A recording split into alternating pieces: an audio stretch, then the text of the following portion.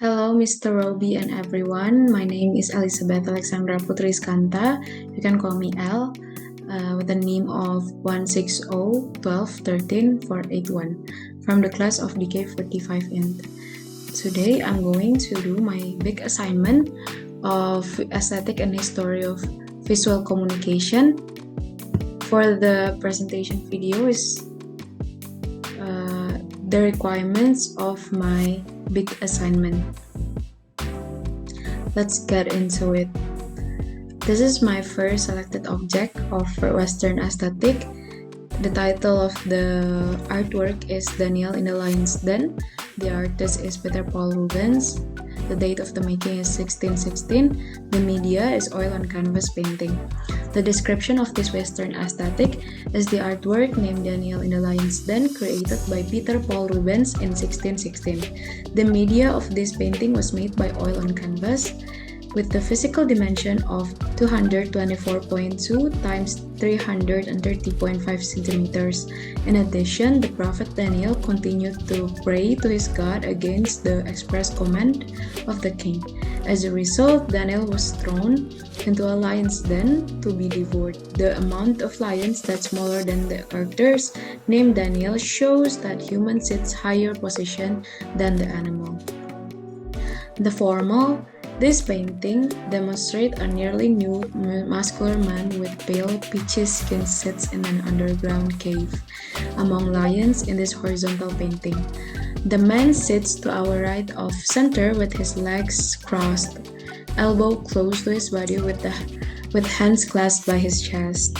The color and proportion of this artwork were all unite to one another.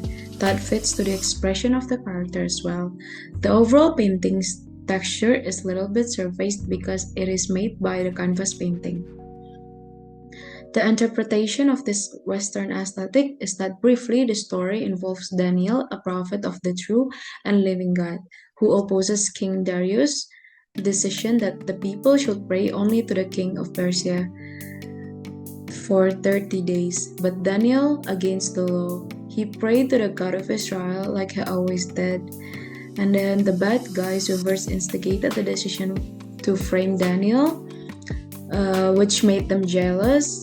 They reported it to the King Darius. So the king was forced to put Daniel into the lion's den, where he was to be torn to pieces. But God did save Daniel, and sending his angel to shut the lion's mouth so it wouldn't hurt him. And the evaluation of this Western aesthetic is that the artwork called Daniel in the Lion's Den have hidden meanings on it. The way of painting that shows elegance, neat, and the expression of clearness by Daniels really show the painting, which make it more alive.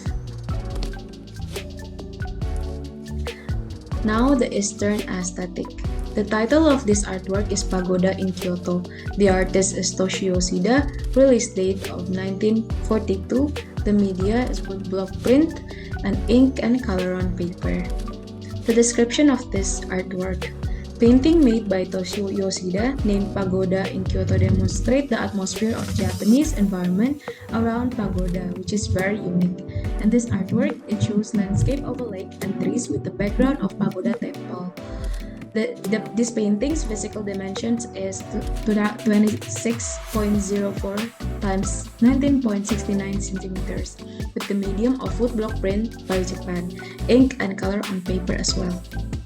The formal of this artwork is that this beautiful artwork has quite an interesting color because the painter used a color combination that tends to be a subtle reddish brown color or sepia, using a gradation technique, the results of which can catch many people's eyes to look at.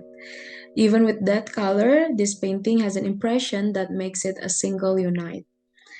The texture of the painting is because it painted on a woodblock print, it gives more rough on the texture. And the interpretation of this artwork is that the famous pagoda temple is actually the center of this artwork, even though it's thrown as a background, but the painting brings a breathtaking view of a landscape in Japan. The evaluation of this Eastern aesthetic is that this artwork, named Pagoda in Kyoto, painted in 1942, have its own meaning to it. In the form of color gradation of the sky, the proportion of the pagoda temple with a calm blue lake in front of it, which make the overall concept also delivered the cultural and uniqueness of Japanese art and can be identified by the viewers who look at this view.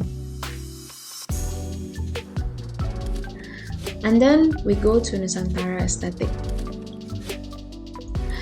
The title of the artwork is The Flood in Java. The release date is 1862, painted by Raden Saleh. The media is oil paint on canvas.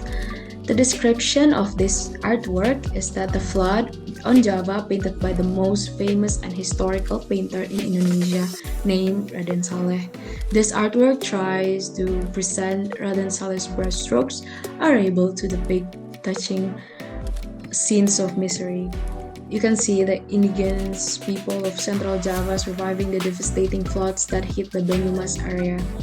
The medium of this artwork is oil paint on canvas with the size of 32 times 44 centimeters. And the formal of this artwork is that this artwork shows how realistic the painting was made by the Raden Saleh. And this concept demonstrates more into dark colors and expression of fear and anxious. With the color choices that the artist tend to use the dark palette on this painting, which make it more realistic.